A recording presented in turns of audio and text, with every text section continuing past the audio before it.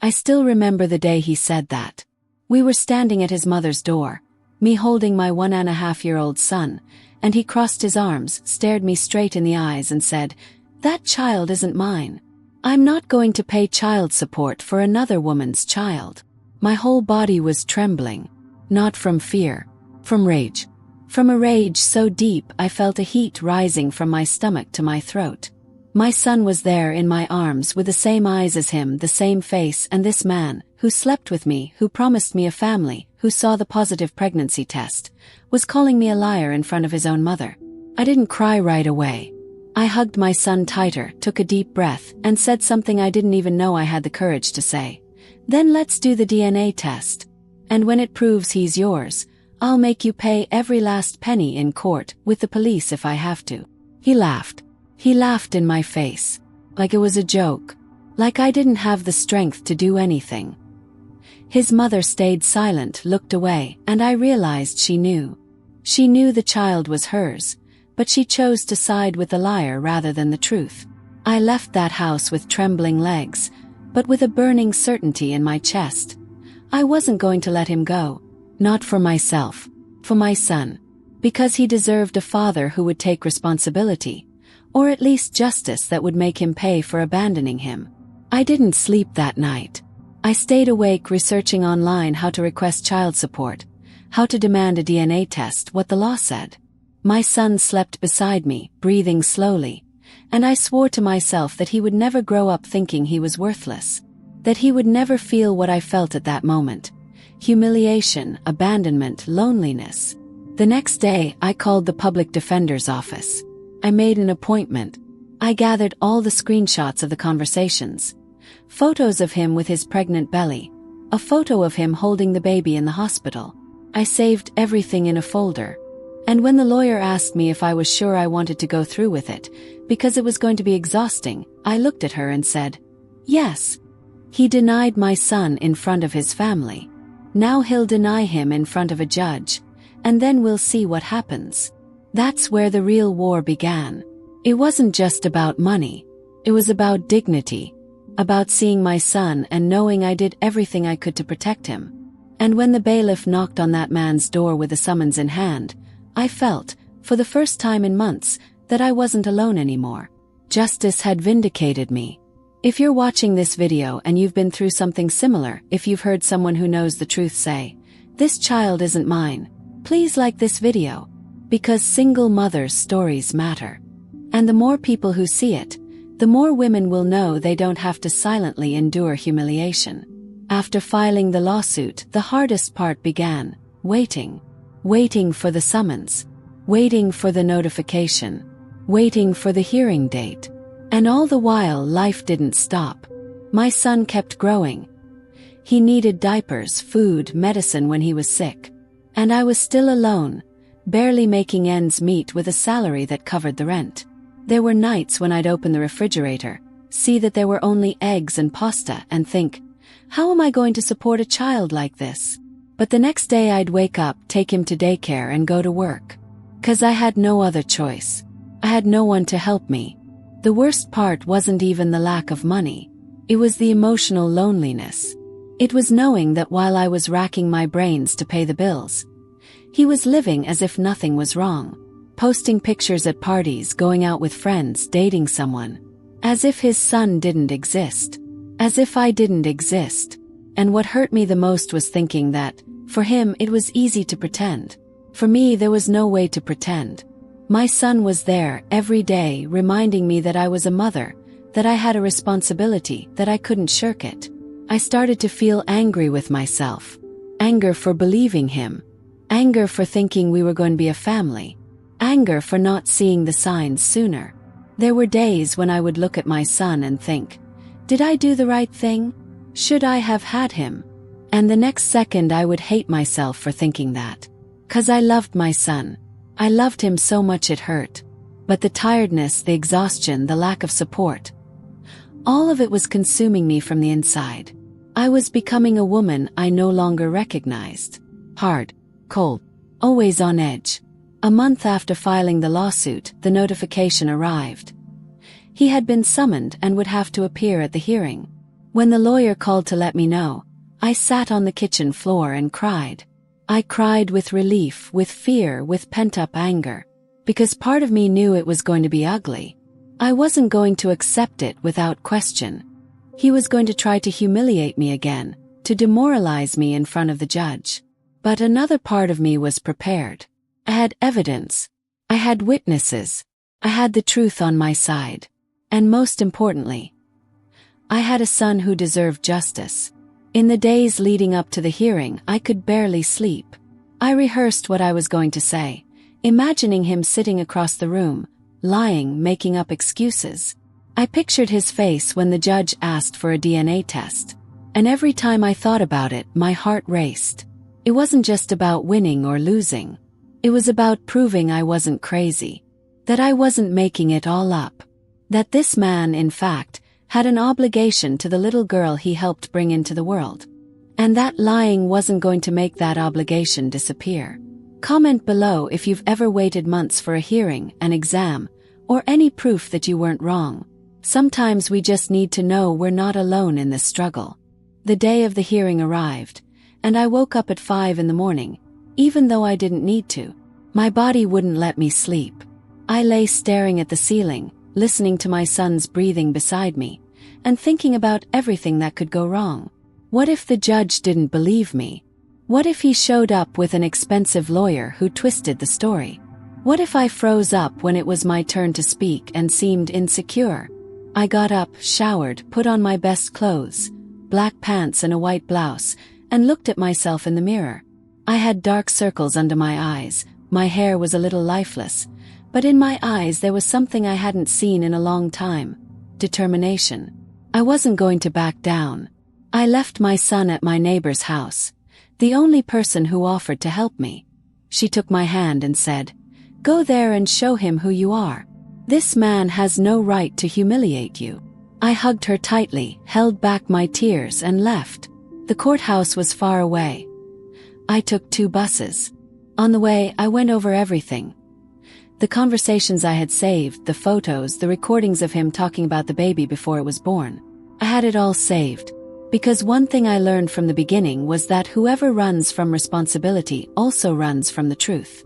And I wasn't going to let him get away with it ever again. When I arrived, he was already there. Sitting on the bench in the hallway, fiddling with his phone, as if it were just another boring appointment of the day. He saw me and looked away. He didn't greet me. He didn't say anything. I sat down on the other side, far away, and waited. My heart was racing, but outwardly I was calm. The public defender arrived, reviewed the documents with me, and said, "Relax. You have everything you need. Just tell the truth." And that's what I did. When they called us into the courtroom, we went in. Me, him, the lawyers, and the judge. The room was small and cold, and the silence was thick. The judge asked me to speak first. I took a deep breath and told him everything. I told him we had dated for 2 years. That I got pregnant and he got pregnant too at first. That he saw the ultrasound and promised to take responsibility. But that when the baby was born, he disappeared.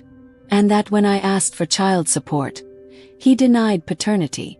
I looked at him while I spoke, and he had his head down, fiddling with his pen. He didn't have the courage to look me in the eye. Then it was his turn. He said he wasn't sure if the child was his. That we had taken a break when I got pregnant. That he couldn't pay child support without being certain. The judge listened silently and then asked, "Do you have any evidence of this allegation?" He stammered. He said no, but that he believed I had been with someone else. The judge shook his head, looked at me and asked, "Do you have evidence that he knew about the pregnancy?" I opened the folder and showed it to him. Screenshots of conversations. Photos of him at the hospital. An audio recording of him saying, "My son." The judge took it, reviewed it, and for the first time since I walked into that room, I felt like it was going to work.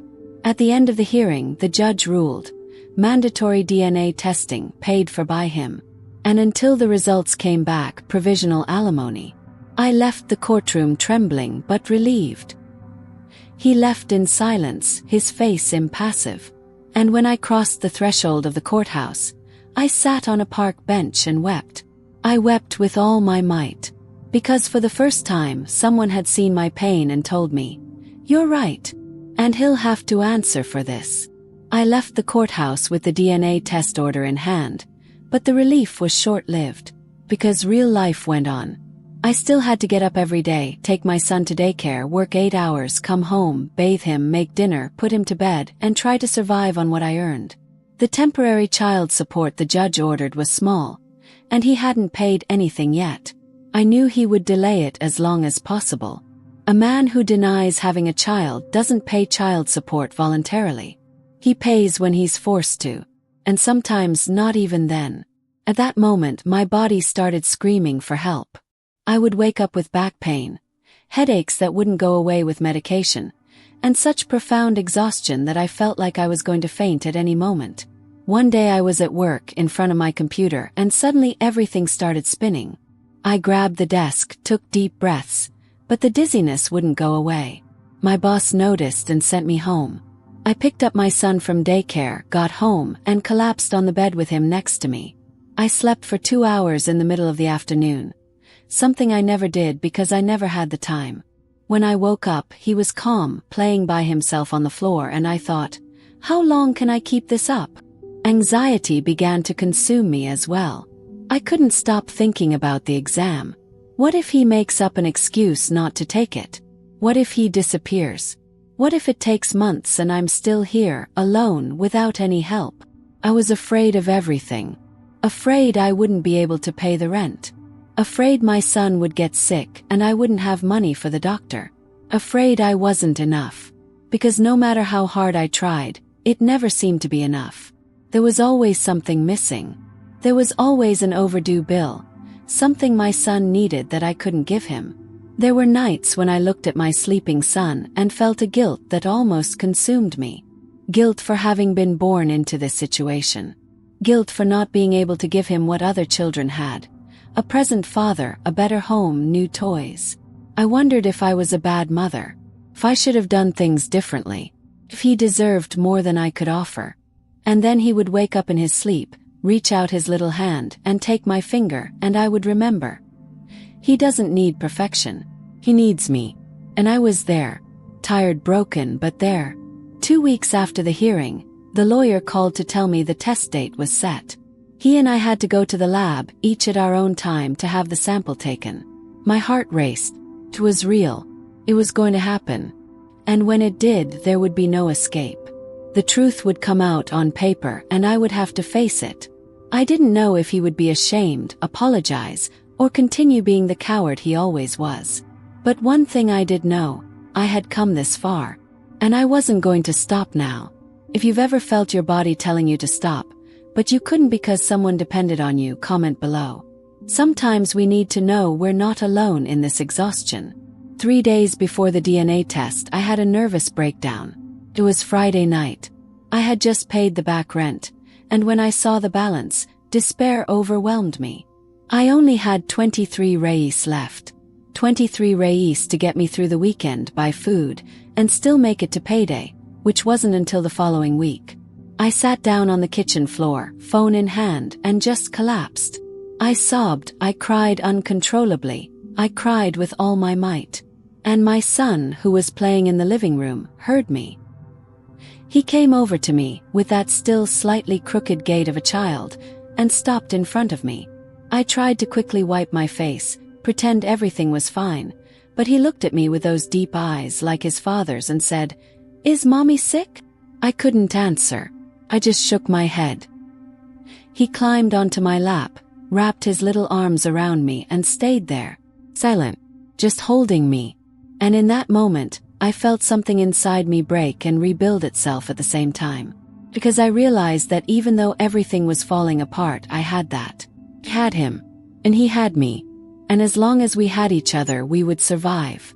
That night, after putting him to sleep, I watched him breathe. I looked at his little face, his tiny fingers, how he slept on his side, clutching the worn teddy bear I'd bought from a street vendor.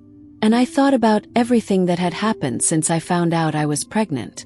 The fights, the abandonment, the humiliations, the exhaustion, the loneliness. But I also thought about the firsts. The first time he called me mommy. The first time he laughed. The first time he walked on his own and ran to me. And I understood that none of it had been in vain. I wasn't fighting for a man who had abandoned me. I was fighting for this child. And he deserved every drop of sweat I had shed. On Saturday morning, I woke up feeling different. Lighter. As if the crying the night before had lifted something from inside me. I made baby food for breakfast, played with my son on the living room floor, and decided that whatever happened on the exam I had already won. Because I hadn't given up. I hadn't abandoned my son. I hadn't disappeared, lied, or run away from responsibility. I had stayed. And that said it all about who I was and who he was. On Sunday, I called my neighbor and poured my heart out to her. I told her about the breakdown, the fear, everything.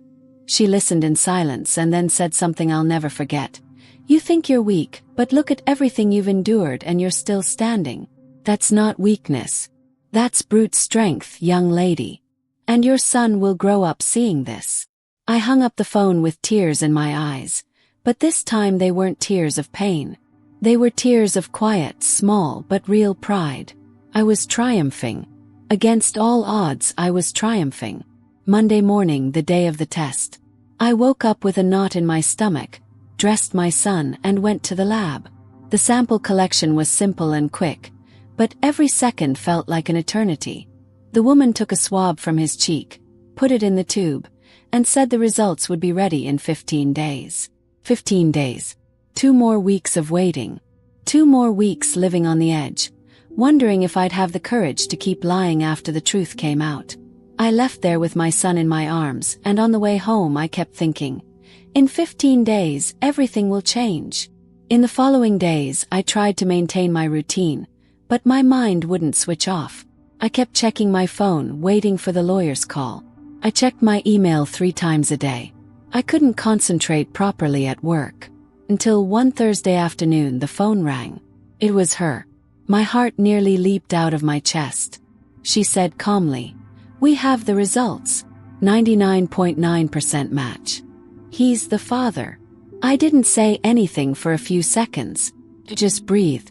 I took a deep, forceful breath, as if I'd been holding it for months. And then I said, "Thank you." I hung up, sat down at my desk, and let the tears fall. But this time they weren't tears of despair. They were tears of relief. Justice. Victory.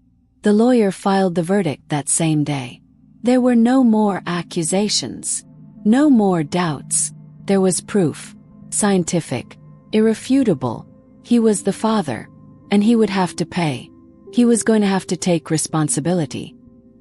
He was going to have to review that document and eat every lie he had told. When I got home that night, I picked up my son, looked him straight in the eyes and said, "We won, my love. We won." He didn't understand, of course, but he smiled. And that smile was the most beautiful thing I saw that day. 2 weeks later, the second hearing took place. This time he arrived different, dejected, without his former composure. The judge read the ruling aloud and asked if he had anything to say. He mumbled an almost inaudible "No, sir." The judge then set the final child support payment, 30% of his salary, deposited monthly, and more. He would have to pay retroactively from the birth of my son. When I heard that, I could hardly believe it. It wasn't just about the money. It was about acknowledgement. It was about the system looking at me and saying, "You were right, and he will pay for lying." I left that hearing with my head held high. He left quickly without even looking at me. But I didn't need his gaze. I didn't need an apology, remorse, or anything from him. I had the document in my hand. I had the law on my side. And for the first time since this whole thing started, I felt like I could breathe. The following month, the first deposit arrived. It wasn't a fortune, but it was something. It was the first time in almost 2 years that I wasn't completely alone, keeping everything under control. And when I saw that amount in the account, I sat on the bed, stared at the ceiling and thought, we did it. We really did it. If this story resonates with you, if you're eagerly anticipating every victory, subscribe to the channel now. Because I still have so much to share, and I want you to stay with me until the very end. After my pension payment started to decrease, my life changed. It didn't become a fairy tale, not by a long shot, but breathing became easier. I could buy food without counting pennies. I could pay the electricity bill on time. For the first time, I could look at my son and not feel that tightness in my chest of, "Can I handle this?" But with this financial peace came something more unexpected. A huge emptiness. An emptiness I had swept under the rug. Hidden behind the rush, the struggle, the survival. And now it was there, right in front of me, reminding me of something I had forgotten. I was a woman. Not just a mother. Woman. One night I put my son to bed, sat down on the sofa, and realized that everything was silent. Absolute silence. No one was crying, no one was asking for anything, no bills to pay at that moment. And do you know what I felt? Loneliness. A loneliness so profound it physically ached. I looked at myself in the living room mirror and barely recognized myself. My hair was pulled back in a messy bun. My clothes were loose. Dark circles under my eyes. My body was tired. I had become nothing more than a job. A mother, a worker, a bill payer. But what about the woman I used to be? The one who loved going out, laughing, dressing up, feeling butterflies in her stomach. Where was she? I started wondering if anyone would ever look at me again. If I would ever feel desire, if I would ever be desired, if I would have someone to talk to in the middle of the night, someone to share the burden with. And then the guilt came. Guilt for thinking about it. Guilt for wanting more than just to be a mother. As if I didn't have the right to want affection, companionship, love. As if having a child meant giving up everything that made me human. But the truth is, I missed it. I missed a hug that wasn't from my son. I missed an adult conversation. I missed feeling like a woman and not just a warrior. It was around that time that I started taking care of myself again, even if it was just a little. I bought a cheap lipstick at the drugstore. I started trying to go to bed earlier whenever I could. I started combing my hair more carefully, choosing my clothes with a bit more attention. It wasn't for anyone else. It was for me. Because I needed to look in the mirror and remember that I still existed beneath it all. That I hadn't died when I became a single mother. I had simply fallen asleep. And now, little by little, I was waking up again. A friend from work invited me out one Saturday night. I hadn't been out in over a year. My first reaction was to say no. I have no one to leave my son with. But she insisted, saying it would only be a few hours, that I deserved it. And I accepted. I left him sleeping at my neighbor's house, put on clothes that still fit me, applied lipstick and went. When I got to the bar and sat down at the table with the girls, I felt strange. As if I no longer belonged in that world. But after half an hour talking, laughing, listening to music, I felt something I hadn't felt in a long time. Lightness. I laughed for real. And when I got home, I picked up my son, hugged him while he slept and thought, I can be a mother and still be myself. Both things fit together. I had simply forgotten. After that night, I went out and remembered that I still had a life inside me. Something changed. I began to see my situation differently. It wasn't just about enduring anymore. It wasn't just about making it through the month. I wanted more. I wanted to build something. I wanted my son to grow up seeing a mother who not only survived, but planned, dreamed, and pursued her goals. And for that, I needed to get off autopilot. I needed to stop living in despair and start thinking about the future. I started with the basics. I organized my finances. I wrote everything down in a notebook. How much money came in, how much went out, where every penny went. And by putting it all on paper, I saw things I hadn't even noticed before. I was spending too much on impulse buys. A snack here, a little gift for my son there, things that seemed small at the time, but that made a big difference at the end of the month. I stopped buying everything that wasn't essential. I made a shopping list and stuck to it religiously. I stopped buying things I didn't need just because they were on sale. And at the end of the first month doing this, I had money left over. A little, but I had some. And that gave me a sense of control I hadn't had in years. With the money I had left over, I opened a savings account. At first it was a pittance, 50 reis here, 30 there, but I saved. Because I didn't want to live on the edge anymore. I didn't want to panic every time my son got sick or an unexpected expense came up. I wanted to have a cushion, even a small one, so I wouldn't fall apart again. And the more I saw that balance grow, the more I felt I was on the right track. It wasn't about getting rich. It was about having dignity, about being able to look to the future without fear. I also started thinking about improving my job. I had a low-paying job, but it was all I could get in those desperate times. Now, with a clearer mind, I started looking for something better. I signed up for a free online course. I revised my resume. I sent it to several places. And after 2 months I received a call. It was a company offering a better position with a higher salary. It wasn't much, but it was 300 reis more per month. 300 reis meant new clothes for my son, a nice birthday toy, and a stress-free doctor's visit. I accepted immediately. When I left that first day of my new job, feeling like I was making progress, breaking free from the routine, I called my neighbor and burst into tears. "I'm doing it. I'm going to get through this." And she laughed on the other end of the line and said, "I always knew you'd succeed. I just hoped you'd believe it." And she was right. The difference wasn't in the circumstances. The difference was in me. I had stopped accepting that this was my reality forever. I had decided to change. And I was changing. Step by step, but changing. I was in a good place. I was working at my new job, saving money, feeling stronger.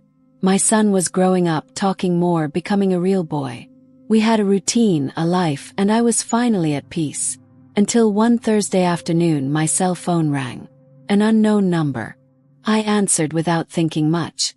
And on the other end of the line was him. My son's father. The voice I hadn't heard in almost 6 months since the hearing. My heart froze.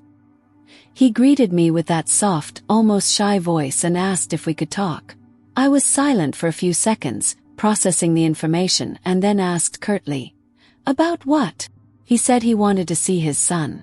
That he'd thought about it a lot, that he'd made a mistake, that he wanted to do things differently, that he wanted to be a real father. I felt a mixture of anger, disbelief, and something unexpected. Fear. Fear that he'd come into my son's life and then disappear. Fear that my son would get attached and suffer. Fear that he'd think he could come back after all and be welcomed with open arms, as if nothing had happened. I took a deep breath and said I'd think about it. I hung up the phone and stood there, trembling, my head full of thoughts. That night I couldn't sleep. I lay watching my son sleep, wondering what the right thing to do was. Should I give him a chance? Did my son deserve to know his father, even if that father had been a coward? Or did I have to protect him from someone who could hurt him again? Had no answers. I called my neighbor, poured my heart out to her, and she said something that made me think. The child is his too. You can't stop him. But you can set rules. You can demand respect. He doesn't have the right to come and go from that child's life whenever he wants. After thinking about it for 3 days, I replied. I told him he could see his son, but with certain conditions. First, it would be at my house with me present. Second, it would be once a week on a fixed day and time to establish a routine. Third, if he missed a visit without justification, he wouldn't get a second chance. He agreed to everything. And the following Saturday he appeared at my door. He looked different, thinner, more dejected. He looked at me, apologized quietly, and came inside. My son, who barely remembered him, was a little wary at first. But after a few minutes he started playing. And I stayed there, sitting on the sofa, watching everything, my heart sinking. Seeing him there, playing with the son he had rejected, affected me in an unexpected way. It wasn't anger. It wasn't sadness. It was something strange, a mixture of, has he really changed? And why didn't he do it sooner? When he left after an hour, my son asked, "Will he come back?" Said yes, and he smiled. And in that moment I understood that, as much as I wanted to protect my son from everything, I couldn't protect him from his own history. He had a right to know his father.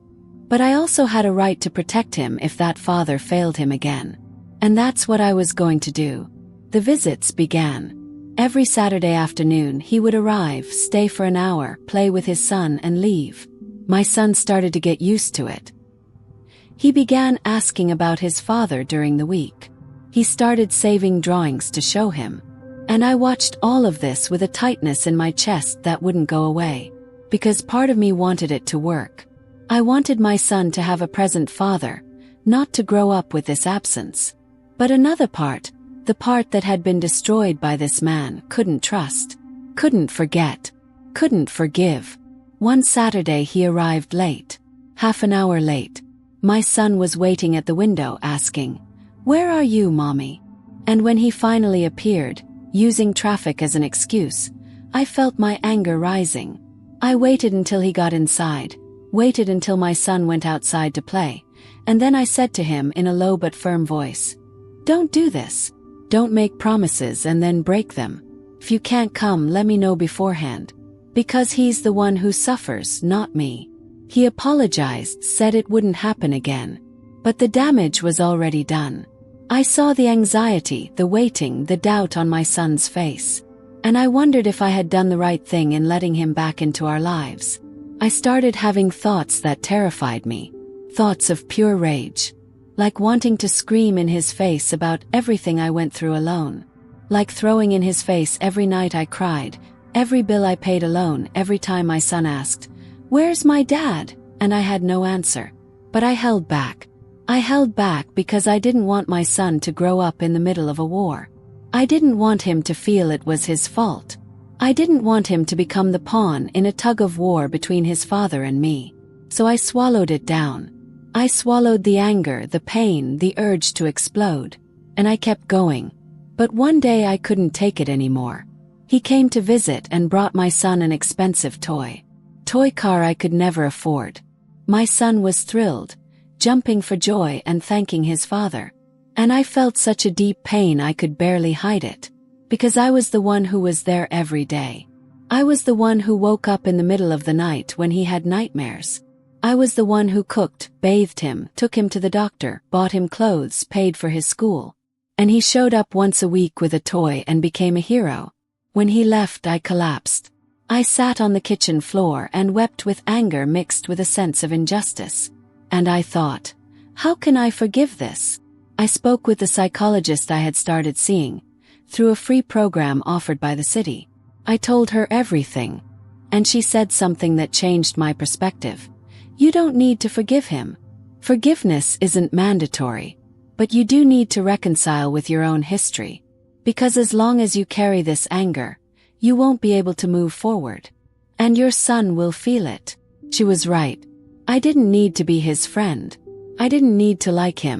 But I needed to stop letting him occupy space in my mind. I needed to free myself from it. Not for him. For me. And above all for my son. I knew the day would come. I had mentally prepared myself 1,000 times. But when it arrived, I froze. It was one evening after dinner. I was washing the dishes, and my son approached me, with that serious look children get when they're about to ask an important question, and said, "Mom, why didn't my dad live with us before?" My heart stopped. I slowly dried my hands, took a deep breath, and turned to him. He was standing there, with those big eyes waiting for an answer. And I didn't know what to say. I sat down on the kitchen floor at his eye level and pulled him close. I spoke slowly, choosing each word carefully. Because sometimes people drift apart, my love. Your father and I didn't work out, and he left. But that has nothing to do with you. You didn't do anything wrong. It took him a long time to understand that being a father is important. My son was quiet, taking it all in, and then asked, "Didn't he like me?" I felt a pang in my chest. I cupped his face in both hands and said firmly, "He loves you, yes, in his own way. But he made a mistake, a big mistake, and now he's trying to fix it. But you need to know that I've always been here. Always. And I always will be." He hugged me with that strength a child has when they're scared or confused, and I hugged him back tightly. When he let go, he asked me one more thing that shattered me. "Were you sad when he left?" Could lie. I could say no, that everything was fine. But I decided to be honest. I was my love. I was very sad. But do you know what made me happy again? Watching you grow, laugh, learn. You saved me, you know. He smiled, a little confused, but he smiled. And then he went off to play, as if that conversation hadn't turned my world upside down. After he fell asleep, I watched him for a long time. I thought about everything I had repressed, everything I had swallowed so as not to poison his heart against his father. And I realized I had done the right thing. Because what I wanted most in the world was for my son to grow up unburdened, to not carry the weight of his father's absence like an open wound, to know that I loved him, at least I did, unconditionally, and to understand in time that his father's absence said nothing about him. It said everything about his father. In that moment, gazing at my sleeping son, I made a silent promise. I promised that, no matter what happened, I would never use him as a weapon. I would never speak ill of his father in front of him. I would never force him to choose sides. Because he didn't ask to be born into this situation. He didn't ask for an absent father and an exhausted mother. But he did. And all I could do was make sure that, even with all of this, he grew up knowing he was loved, that he was worthy, that he wasn't to blame for anything, and that, no matter what happened, I would always be there. Always. Comment below if you've ever had to explain to your child why their father isn't around, or if you know someone who has gone through this. Because these conversations are incredibly difficult, and we need to know we're not alone in this pain.